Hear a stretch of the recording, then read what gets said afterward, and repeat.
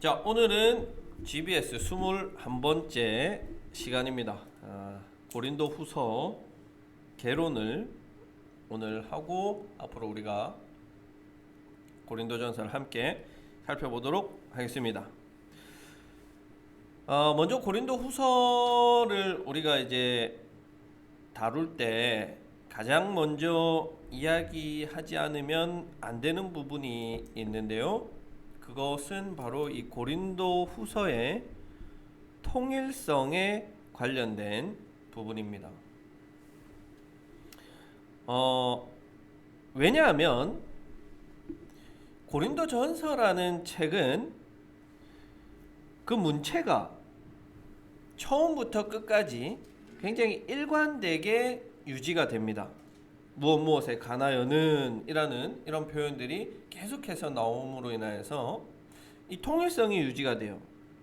그런데 고린도 후서는 중간중간에 이 흐름이 어색하거나 어울리지 않는 경우들이 종종 발견이 됩니다.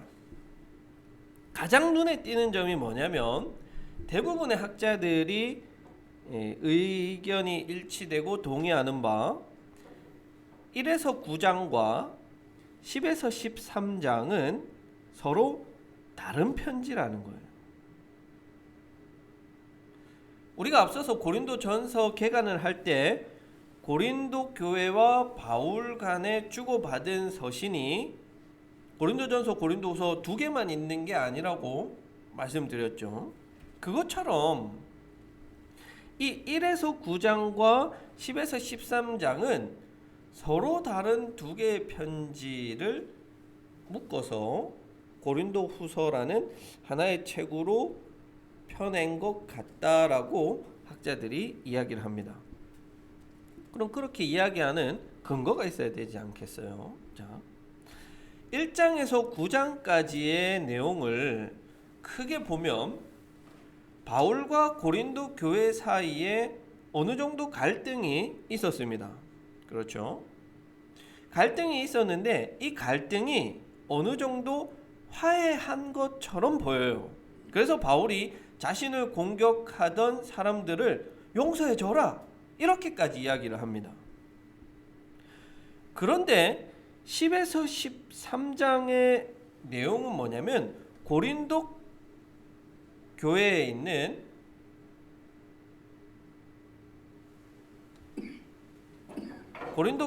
있는 대적자들을 향해서 바울이 굉장히 강하게 질책합니다. 책망해요.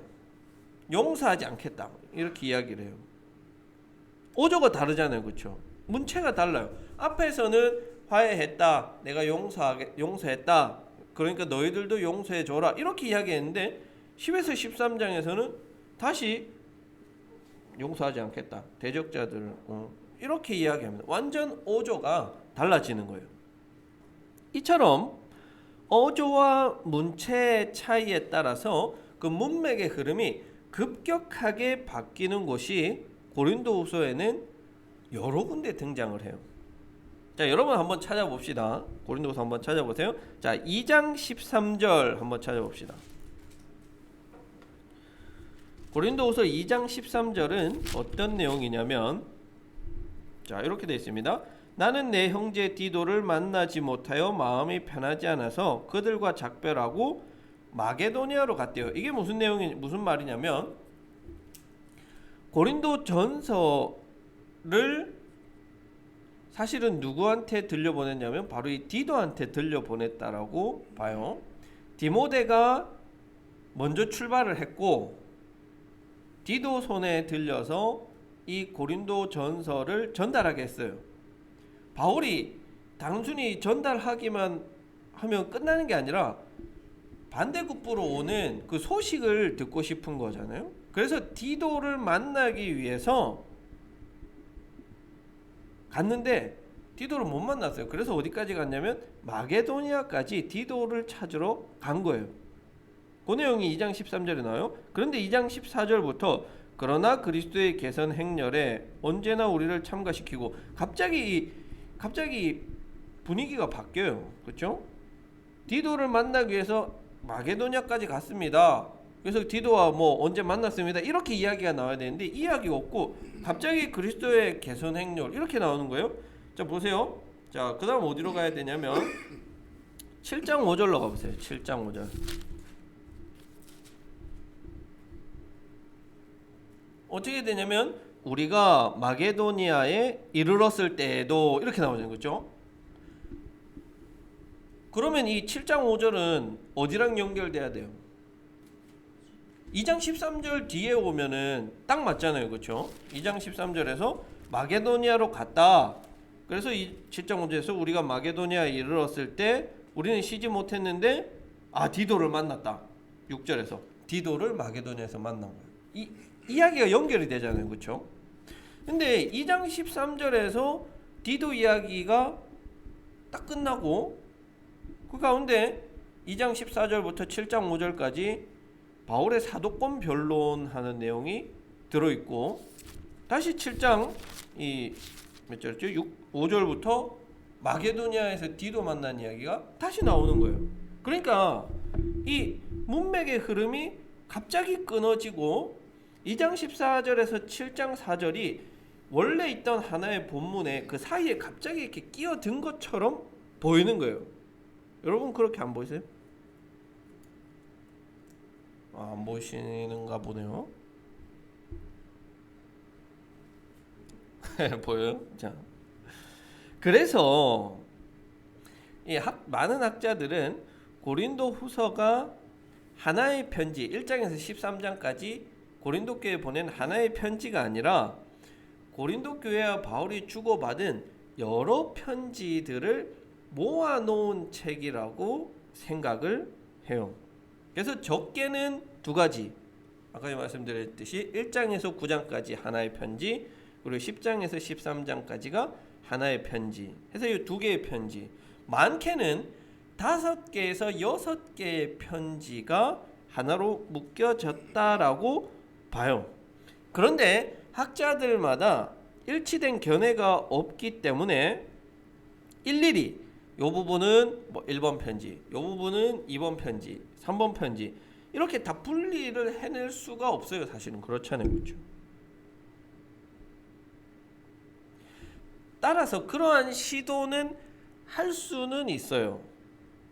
할 수는 있죠. 학자들이니까 학문적으로 연구를 해서 이렇게 분리를 시도해 볼 수는 있지만 사실상 그게 우리한테 유의미하냐라고 하면 크게 유의미하지는 않아요. 우리는 그럼 뭐를 알면 되냐? 고린도후서라는 이 책은 하나의 편지가 아니라 최소한 2개 혹은 뭐 3개, 4개 이런 편지들이 모여진 모음집이다. 편지 모음집이다 라는 것을 여러분들이 아시면 돼요. 그래야만 고린도후서를 바로 이해할 수 있어요. 자, 우리는 그러면 어떻게 가정을 하고 진행을 할 거냐 하면 1장에서 9장을 하나의 편지로 보고 10에서 13장을 다른 하나의 편지로 보고 이 강의를 진행할 것입니다. 이게 제가 여러분에게 말한 이게 정답이다. 그건 결코 아니에요. 많은 제가 봤을 때는 뭐 그 정도 2개의 편지 정도로 분리해서 보는 게 우리 뭐랄까요 이렇게 일반 성도들의 이해하는 입장에서는 가장 좀 합리적이고 이해할 만하다라고 말씀을 드리겠습니다. 자, 2번째. 그렇다면 이 고린도 후서의 위치는 어떠하냐? 이게 무슨 말이냐면 여러분 우리가 고린도 전서를 이해하기 위해서 고린도 교회가 처해 있던 여러 가지 상황들, 그 배경적인 것들을 우리가 배웠잖아요. 그래서 그 배경적인 것들 속에서 이 말이 이런 뜻이구나. 바울이 왜 이런 말을 했지? 라는 것들을 우리가 이해하게 됐어요. 마찬가지로 고린도 후서도 지금 고린도 교회가 어떤 상황 속에 있길래 바울이 이런 말을 썼는지, 고린도 교회가 어떤 질문을 해왔기에 바울이 이런 대답을 했는지를 알아야 될 필요가 있는 거죠. 특히 제가 앞에서 말씀드렸듯이 편지가 하나가 아니라 여러 개라는 것은 고린도 교회의 상황도 다르다는 거예요. 그래서 서로 다른 그 상황들을 이해해야지만 우리가 각각의 편지의 내용을 바로 이해할 수가 있습니다. 그래서 고린도전서 개론 시간에 말씀드렸지만 다시 한 번 더 고린도 교회와 바울 사이에 어떤 편지가 오고 갔는지 차례대로 순서대로 우리가 한번 정리해 봅시다. 자, 먼저 첫 번째.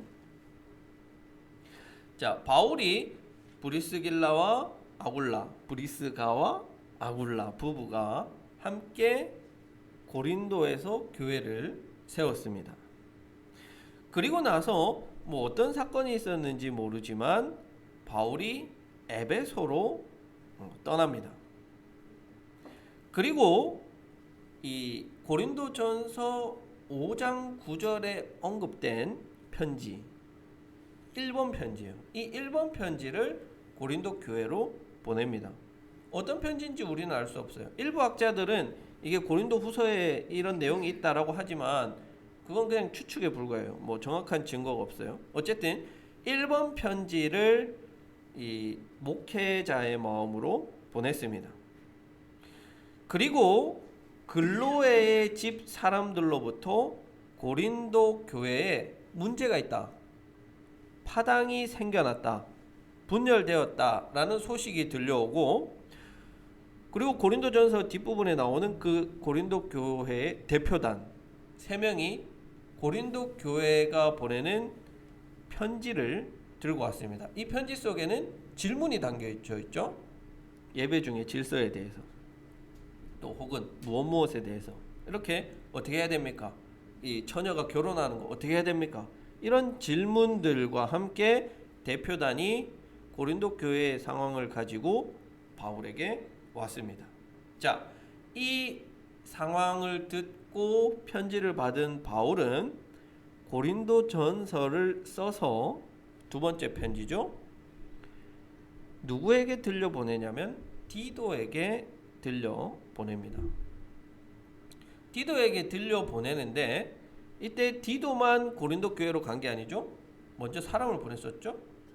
디모데를 보냈잖아요. 그렇죠? 디모데가 이 고린도 교회의 상황을 알아보고 해결하기 위해서 디모데를 보냈습니다. 그래서 이 디모데를 추천하는 추천서가 고린도전서 16장에 있었잖아요. 그래서 디모데를 보내고 이어서 디도를 통해서 고린도전서를 보냈습니다. 자, 이 책들을, 이 서신을 받은 고린도 교회가 그 문제들을 어느 정도 해결하고 그 궁금하던 것들이 해결되는 것 같았어요. 그런데 고린도 교회에 외부인들이 들어왔어요. 이 외부인들은 바울이 대적자라는 표현을 쓸 정도의 바울을 굉장히 반대했던, 강경했던 사람들인데, 이들이 외부로부터 고린도 교회로 들어와서 바울을 대적했습니다. 여기서 대적했다는 것은 바울의 사도권을 공격했고 바울의 어떤 인신 공격까지 했죠. 말에 능하지 않다, 말도 잘 못한다. 자, 이렇게 고린도 교회가 대적자들이라고 하는 이들이 들어옴으로 인해서 굉장히 혼란해졌어요. 더 고린도전서라는 편지를 보내기 이전보다 더 혼란해졌어요. 그래서 바울이 이것을 바로잡기 위해서 직접 방문을 합니다. 이 방문이 고린도후서 2장 1절에 나오는 고통스러운 방문이요. 이 방문을 한번 하고 난 이후에 2장 1절에서 뭐라고 하면 내가 다시는 안 가겠다. 다시는. 굉장히 이 방문이 힘들었던 것 같아요. 그리고 나서 고린도후서 2장 4절에 보면 눈물의 편지를 써서 보냅니다. 눈물의 편지는 아마 굉장히 강한 어조로 고린도 교회를 비판한 편지였던 것 같아요. 그래서 그 편지가 아마 고린도후서 10에서 13장 대적자들을 향해서 자신을 변론하는 그 내용이 담긴 이 편지, 그리고 굉장히 강하게 질책하는 이 편지를 보냈던 것 같아요. 이 편지를 보내고 난 이후에 아까 전에 봤던 7장 6절에서 마게도니아에 가서 디도를 만나요. 디도가 소식을 가지고 왔어요. 그 소식은 바로 고린도 교회가 편지를 받고 회개했습니다. 이제 일이 다 풀렸습니다. 라는 소식을 바울이 들은 거예요. 그래서 네 번째 편지인 고린도후서 1장 9절에서 화해했는 내용, 용서했는 내용의 편지를 보내는 거예요. 그래서 이 편지에서는 어떤 내용이 있냐면, 자신을 대적해서 고린도 교회가 치리했던 그 사람도 용서해 줘라, 너희가 좀 받아줘라, 이런 내용이 들어있어요. 그러면 이제 어느 정도 순서가 나오죠. 첫 번째로 소실된 편지를 보내고, 두 번째로 고린도 전서를 보내고, 세 번째로 눈물의 편지라고 하는 고린도서 10에서 13장을 보내고, 그 다음에 마지막 화해의 편지인 고린도서 1장 9절을 보냈던 것 같습니다. 그래서 고린도서 1장 9절은 용서와 화해, 이런 내용이 담겨져 있고요. 10에서 13장은 굉장히 강하게 질책하고 자신을 변론하는 어조가 담겨져 있는 겁니다. 그러면 이해가 되죠. 왜 갑자기 이렇게 바뀌었는가 이해가 돼요. 자, 그것이 사실 단적으로 드러나는 증거가 하나 있는데요. 1에서 9장까지는 문장에서 사용된 주어가 주로 우리라는 표현이 사용돼요. 우리. 그런데 10에서 13장에서는 나 바울은 이렇게, 나는. 당연히 이런 어조와 상황이 연결이 되죠. 우리는 이렇게 굉장히 이렇게 유한 표현이죠. 우리는. 근데 나는 이렇게 강한 어조가 되는 거죠. 자, 세 번째로, 그러면 바울이 고린도후서에서 우리는이라는 이 복수 1인칭을 사용해서 고린도후서를 집필했는데, 바울과 고린도 교회 사이에 문제가 해결되고 문제가 없을 때는 바로 이 1인칭 복수 우리라는 표현을 썼고, 굉장히 강하게 책망하고 좀 문제가 있을 때는 나라는 1인칭 단수를 사용합니다. 대적자와 논쟁할 때는. 자, 그러면 여기서 바울이 우리라고 하는 이 표현을 쓸 때 우리에 해당하는 사람은 누가 있었을까?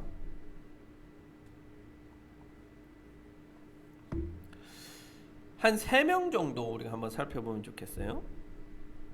자, 먼저 첫 번째로는 이 디모데입니다. 자, 디모데는 이미 고린도 후서가 도착하기 전에 고린도인들이 디모데를 만났기 때문에 고린도 교인들과 이미 아는 사이예요. 그래서 고린도 후서 1장에 보면 공동 발신인으로 디모데가 등장합니다. 그렇죠? 고린도후서 한번 볼까요? 1장 1절, 하나님의 뜻으로 그리스도 예수의 사도가 된 나 바울과 형제 디모데가, 이렇게 나오죠. 공동 발신인으로 나옵니다. 그런데 이 디모데는 단순히 고린도 후서만 공동 발신인으로 참여하는 게 아니라 데살로니가 전후서, 그리고 빌레몬서, 빌립보서, 이런 책들의 바울의 공동 발신인으로 나옵니다. 그것을 보면 얼마나 이 디모데가 바울 곁에서 바울에 쓰는 그 편지를 도와줬는지를 알 수 있죠. 굉장히 디모데와 바울은 가까운 사이였다라는 것을 우리가 추측해 볼 수 있고, 후대에 쓰인 디모데 전서에서는 바울이 디모데에게 보내는 이 목회 서신에서는 바울이 디모데를 향해서 나의 참 아들 디모데라고 표현을 합니다. 그러면 이 디모데는 사람은 어떤 사람이냐? 사도행전 16장 1절에 나오죠. 어머니는 유대인이고 아버지는 이방인이에요. 그러면 이 사람은 이방인이에요. 그런데 이방인이기 때문에 할례를 받지 않았지만 바울은 이 디모데에게 할례를 줍니다. 유대인 사역도 해야 되기 때문에 그것을 염두에 두고 아마 할례를 줬던 것 같아요. 그리고 디모데는 아마 좀 나이가 굉장히 어린 친구겠죠. 왜냐하면 고린도 전서에서 업신여기지 말아야죠. 디모데는 아마 나이가 어렸기 때문에 그런 업신여김을 당할 수 있는 것에 대해서 염려를 했던 것 같아요. 두 번째 사람은 누가 있냐면 디도가 있습니다. 디도. 이 디도는 바울이 가장 신뢰했던 사람이라고 할 수가 있을 것 같아요. 특히 바울이 예루살렘 교회의 구제 헌금에 관해서 쓴 고린도후서 8장에 디도의 이름이 3번 나옵니다. 디도는 고린도 교회의 그 구제 헌금을 모금하고 그것을 운반하는 역할을 담당했던 만큼 바울에게 있어서 가장 신뢰를 얻는 사람 같아요. 그렇잖아요, 여러분. 우리가 교회 재정 담당하는 사람은 교회에서 가장 신뢰할 수 있는 사람에게 맡기잖아요. 갈라디아서 2장 1절에 보면 바울이 예루살렘 교회를 두 번째로 방문했을 때 디도가 같이 올라갔어요. 그리고 또 고린도 전서를 가지고 고린도 교회에 전달하는 역할도 했죠. 갈라디아서 2장 3절에 보면 이 디도는 분명히 이방인이었어요.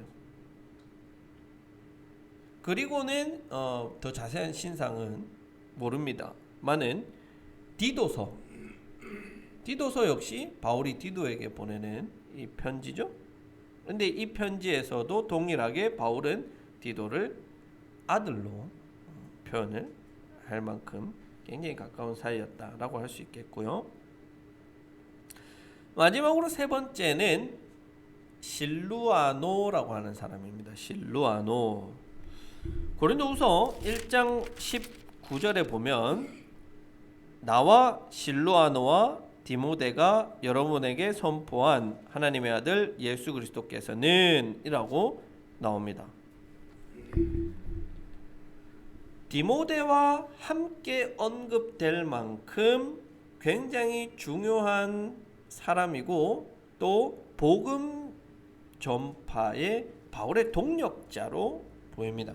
그래서 데살로니가 전서, 데살로니가 후서에도 실루아노가 공동 발신인으로 등장하고 디모데나 디도만큼이나 옆에서 바울의 사역을 함께했던 동력자로 보입니다. 그런데 이 실루아노라고 하는 인물은 이 외에는 전혀 등장하지가 않습니다. 하지만 사도행전에는 실루아노 대신에 15장 18절에서 누가 나올까요? 실루아노랑 이름이 비슷한 실라가 나옵니다. 실라라는 인물이 옆에서 계속 바울과 함께 여행을 하는데 아마 이 실라와 실루아노가 동일한 인물이다 라고 하는 데에는 대부분의 학자들이 동의를 합니다.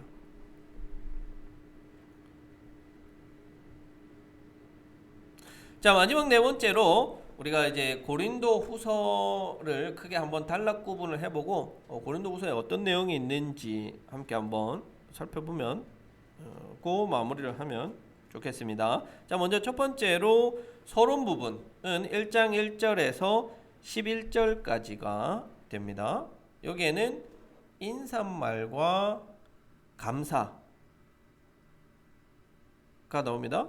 당시에 일반적인 이 헬라 시대 편지 방식이죠. 앞에 감사와 인사말 나오고 뒤에 마지막 인사 나오는 요 방식이죠.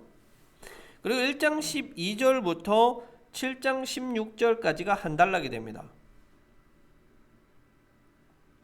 요 단락에서는 주로 어떤 내용이냐? 바울의 자기 변호입니다.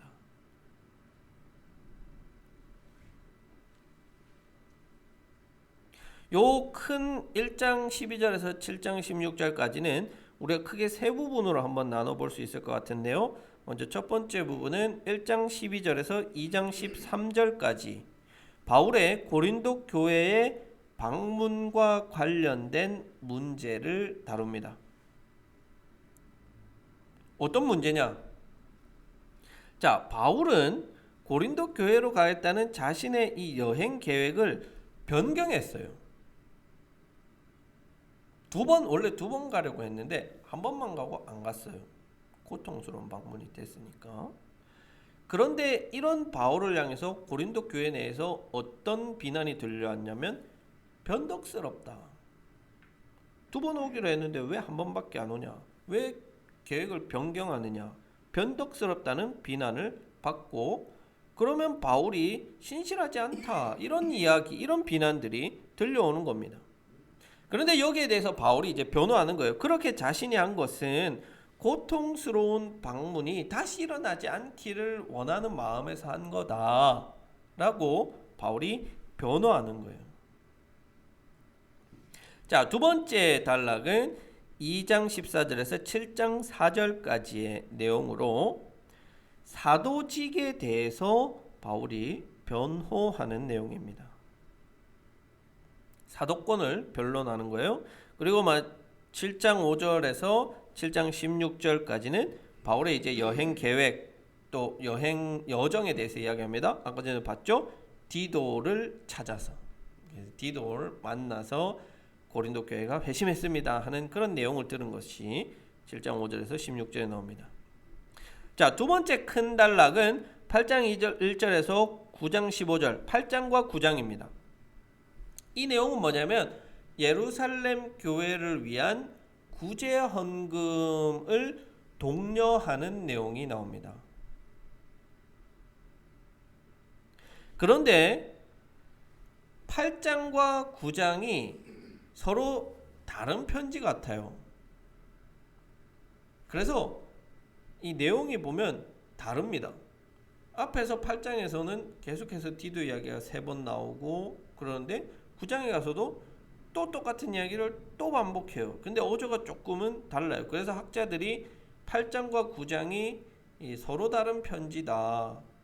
서로 다른 고린도 교회를 향해서 구제헌금을 강조한 그런 이야기다. 그래서 한 번은 이 화해하기 전에 보낸 거고 한 번은 화해하고 난 뒤에 보낸 거다. 이렇게 보기도 합니다. 왜냐면은 이 돈 문제 때문에 고린도 교인들이 바울에 대해서 마음 상하고 비난한 적이 있거든요. 그래서 먼저 돈 문제를 이야기했다가 이 관계가 틀어지고 다시 회복되고 난 이후에 한 번 더 고린도 교회에 구제 헌금을 해라라고 보냈다라고 일부 학자들은 이야기하기도 합니다만은 그냥 그 정도로 아시면 되겠습니다. 자, 마지막 큰 세 번째 단락은 10장 1절에서 13장 10절까지입니다. 이 부분은 대적자들에 대한 그 공격에 대한 대적자들의 공격에 대한 바울의 변증과 변호입니다. 여기 세 부분으로 나눌 수 있을 것 같은데요. 먼저 첫 번째는 10장 1절에서 18절까지는 바울은 자기 자신에 대한 그 비난에 맞서서 자기 자신과 자기가 행한 그 사역에 대해서 변호합니다. 특히 어떤 그 비난이 있었느냐 하면 10장 2절에 보면 바울이 육신을 따라 산다라는 비난을 했어요. 고린도 교회에서 그 대적자들이 육신을 따라 산다. 그러니까 세상적인 이런 모습, 그리스도인의 모습이 아니라 세상의 모습을 따라 산다.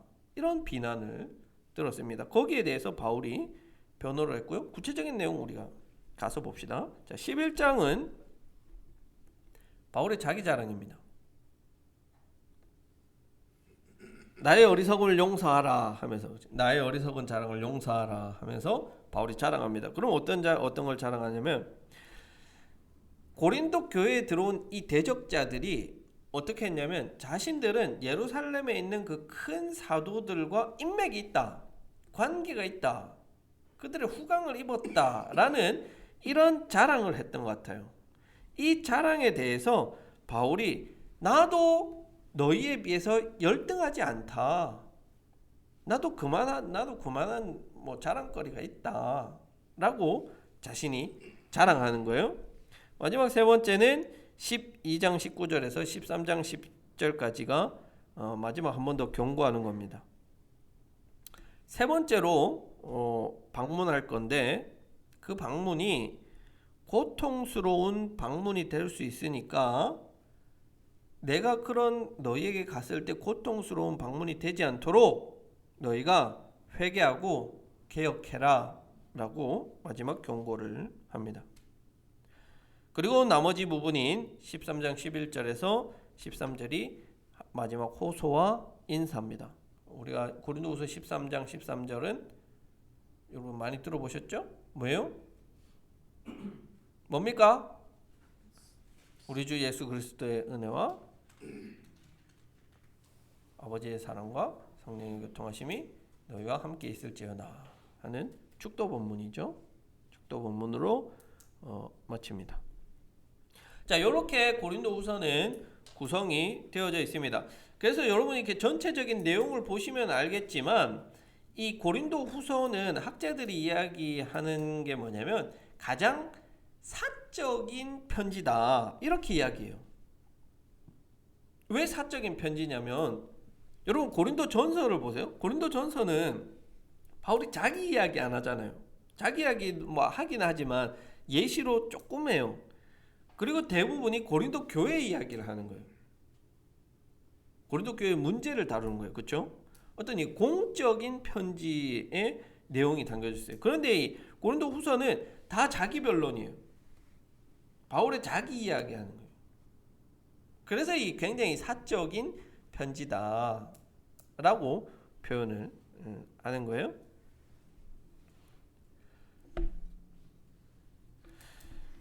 자, 요런 뉘앙스, 어조, 문체, 이것들을 여러분들이 이해하시고 고린도후서를 읽어 나가시면 굉장히 많은 도움이 되실 것입니다.